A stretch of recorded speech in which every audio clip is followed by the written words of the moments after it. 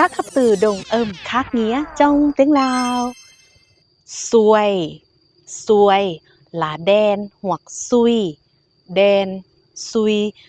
มื้อนี้สวยแท้พอแต่ก้าวขาออกเหือนฝนกระตกมื้อนี้สวยแท้พอแต่ก้าวขาออกเหือนฝนกระตก Hôm nay xui thế vừa mới bước chân ra khỏi nhà thì đã mưa.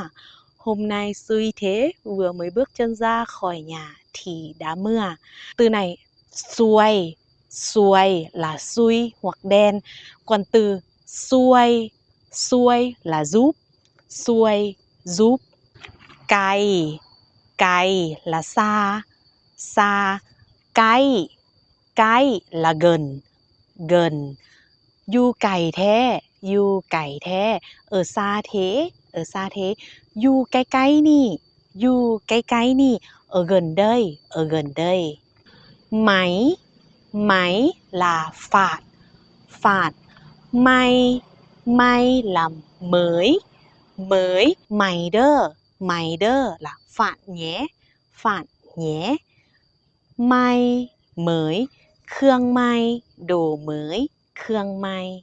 Một, một là hết, kín một, uống hết.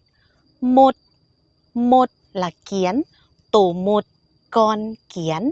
Ai, ai là anh là ai. Còn từ ai là ngại hoặc xấu hổ, nà ai, xấu hổ.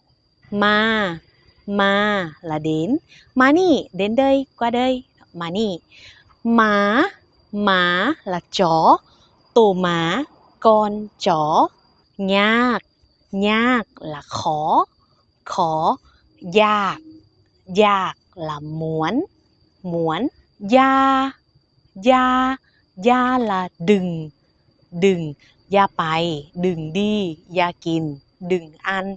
Da bưng, đừng xem. Còn từ già, già là thuốc, kín già, uống thuốc. Phải sư giá, đi mua thuốc. Ok mọi người, và đây là những từ đồng âm khác nghĩa trong tiếng Lào. Mọi người còn từ nào nữa thì có thể comment dưới đây cho mình nhé. Anh chị nào mà muốn học thêm tiếng Lào, học tiếng Lào chỉ với giá 299k với sách 30 phút tự học tiếng Lào giao tiếp cuốn này. Sách 30 phút tự học tiếng Lào này sẽ gồm có tất cả 252 trang. Ok, tất cả các trang sách 30 phút là sẽ in ấn, in màu hết nha mọi người, rất là đẹp.